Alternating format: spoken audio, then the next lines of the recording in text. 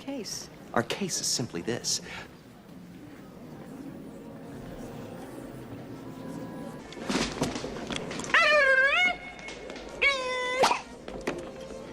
The Grinch and the Table Smash.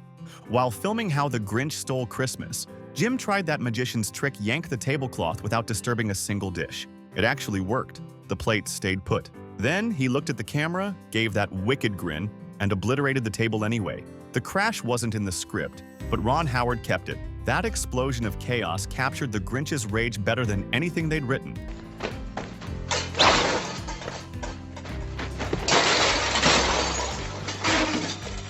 Big jugs. Liar, liar.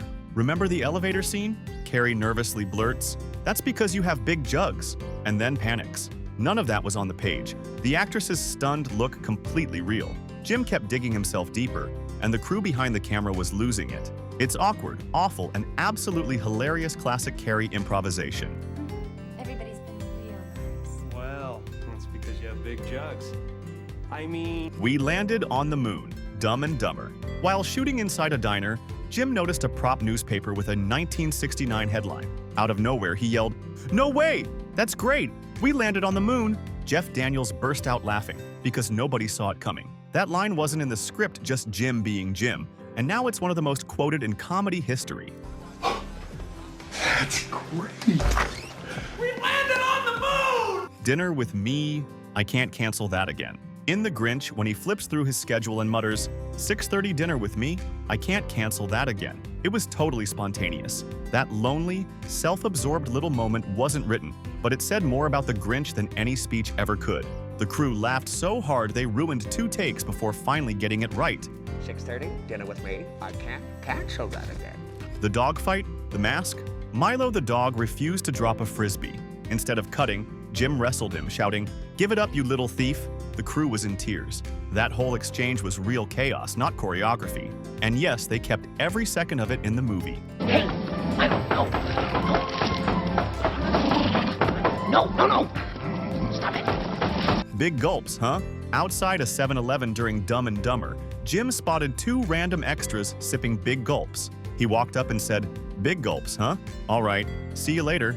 Those guys weren't actors. They just waved awkwardly because they had no clue what was happening. That one improvised line became a meme before memes even existed. Hey, guys. Whoa, big gulps, huh? All right. Well, see you later. The bathroom beatdown. Liar, liar. Jim's courthouse bathroom fight scene might be the funniest physical improv ever. He was supposed to fake a few hits. Instead, he went full WWE, slamming his head on sinks, punching himself, screaming, "I'm kicking my own ass." The bruises were real, the laughter off camera uncontrollable. It's slapstick perfection and completely off script. Steve Carell's meltdown, Bruce Almighty. When Evan Baxter's newscast turns to nonsense, it wasn't all scripted. Jim stood behind the camera feeding random gibberish into Carell's earpiece. Ba da da da da da da. Steve tried to keep his composure and failed spectacularly. That entire babbling breakdown is 2 comedy legends trying not to break each other.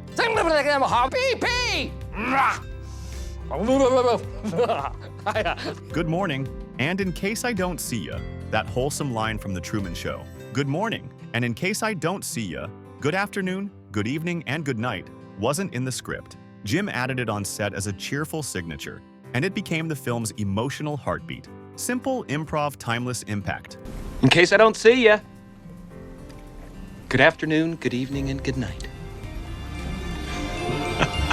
Kisses Daddy, me, myself, and Irene. As Hank says goodbye to his grown sons, Jim suddenly added, "Kisses Daddy, see you later." The awkward waves you see? Completely real. Everyone on set broke right after the cut. It's weird, sweet, and somehow wholesome in that unhinged Jim Carrey way. Kisses. Daddy.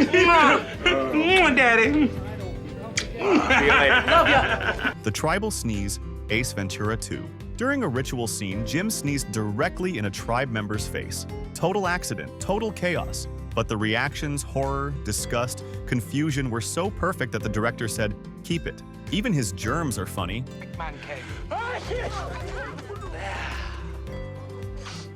Robotnik's evil dance, Sonic the Hedgehog. That insane dance scene in the lab, lasers, headbanging. Interpretive evil moves was pure Jim. He made it up between takes, and the crew just kept rolling. No choreography, no rehearsal. It became one of the movie's highlights and proof that Jim still had 1990s-era madness in him.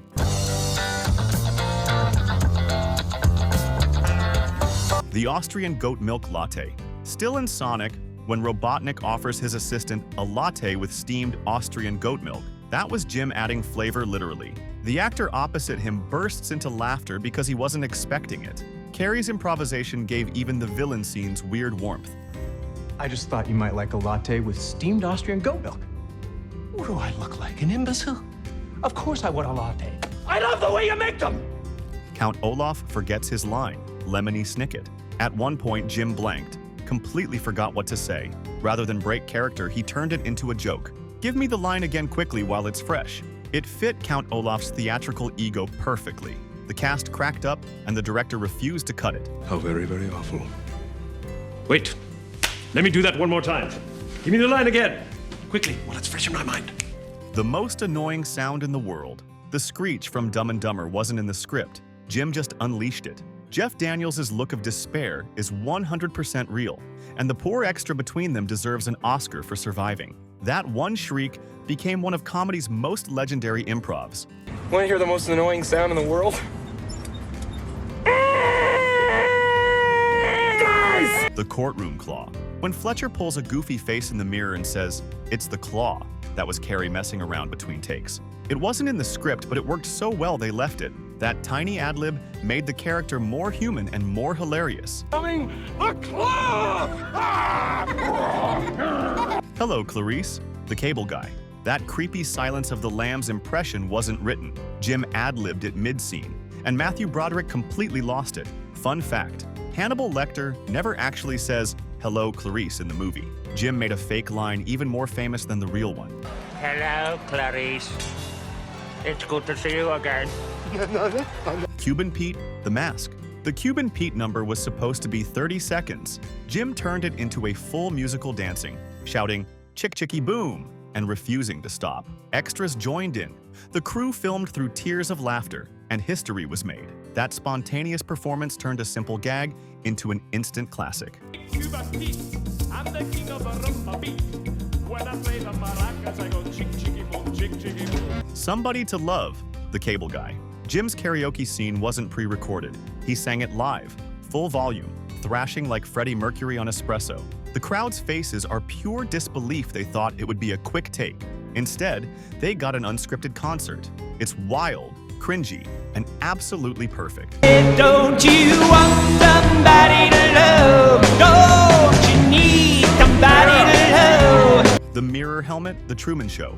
When Truman draws a soap helmet on his mirror, that was Jim's idea. He did it mid-take to show Truman's imagination and longing for freedom. The director called it poetry through comedy. One quiet doodle turned into a metaphor for the entire film.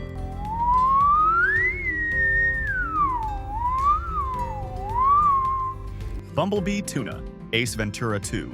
The tribe greeting Bumblebee Tuna came straight from Jim's brain. No one knew he'd say it, and the extras' confused faces are genuine. It became one of the franchise's most quoted lines, ridiculous, random, and somehow genius. Hi there, nice to see you. Bumblebee tuna? Bumblebee tuna! Chitty Chitty Bang Bang. In the jungle scene, Jim forgot his line and started singing Chitty Chitty Bang Bang. Actor Ian McNeice almost broke but managed to stay in character. The absurd song fit the chaos so well that it made the final cut. Only Jim could forget his lines and improve the movie. Oh, you, pretty chitty bang bang, chitty chitty bang bang, we love you. And our pretty chitty bang bang, chitty chitty bang bang loves us too. The desk crash. During a stunt, Jim was supposed to land neatly on a desk. He missed, slammed to the floor, grabbed a random paper and muttered, "Found it." The crew erupted. They kept it because no scripted version could top that recovery.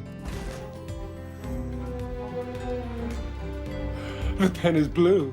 Otherwise, what's the point? Kick-Ass 2. As Colonel Stars and Stripes, Jim added the line, "I try to have fun.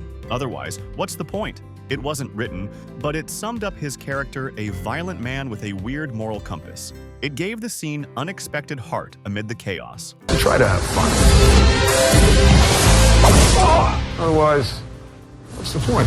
The penguin slip. Mr. Popper's penguins? Real penguins equals real problems. During one take, a penguin slid into Jim's leg. Without missing a beat, he yelled, "Penalty on the flightless bird," and kept acting.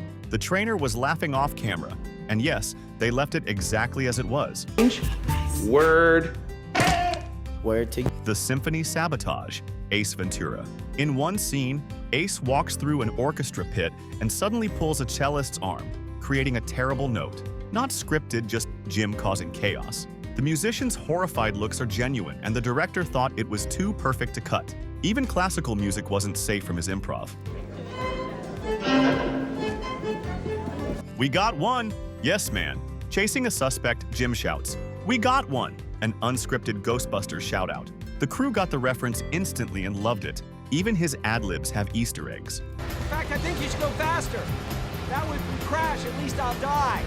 Finger guns, The Truman Show. Truman was supposed to quietly wave to his neighbors. Instead, Jim started firing finger guns, saluting like a game show host, and spinning on the spot. The extras broke instantly, laughing through takes. That random flourish made Truman feel truly alive. Truman! Morning, Spencer! Hey, Pluto. Oh, no. Get down! He won't hurt you. Get down! Yeah, I know. The condom gag, The Mask. When the mask pulls a condom out of his pocket and says, "Oops, wrong pocket," that was pure improvisation. The director hesitated to use it, then realized it was too outrageous to lose. The audience roared, proving once again the weirder Jim gets, the better it works. Ow. Sorry, wrong pocket. "My lisp is gone." Jim was supposed to stay silent after being hit. Instead, he shouted, "My lisp is gone," and cracked up the whole set. It was a total accident that became one of the movie's biggest laughs. Only Jim could turn a flub into a finale. My lisp is gone! The laser dance pitch, Sonic. Jim didn't just improvise lines, he invented whole scenes. He pitched a laser dance to the Chemical Brothers' Galvanize. The studio built an entire set around his idea, timed the lights to his movements, and let him go wild. The result, one of the most replayed moments in the movie.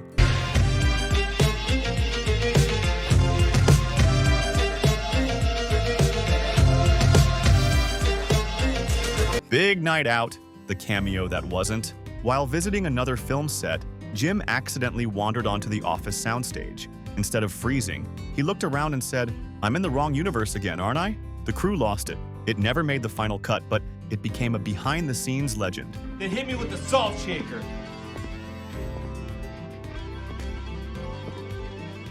The final meltdown. In Me, Myself, and Irene, when Hank counts down to push the car off a cliff, Jim replaced a normal 1, 2, 3 with "Ready on 9, 1, 2, 3, 4, 5, 3. Renee Zellweger's confusion is completely real. She had no idea what he was doing. The director loved it. The line stayed. Ready? On 9. 1, 2, 3, 4, 5, 6, 7, 8, 9. From sneezes to songs, pratfalls to poetry, Jim Carrey turns chaos into craft. Every missed line, every crash, every improvised howl becomes cinematic lightning in a bottle. He's proof that comedy isn't just written, it's discovered in the moments when everything goes wrong and he makes it right. If you liked this video, you'll love the next one too. In case I don't see ya, good afternoon, good evening, and good night.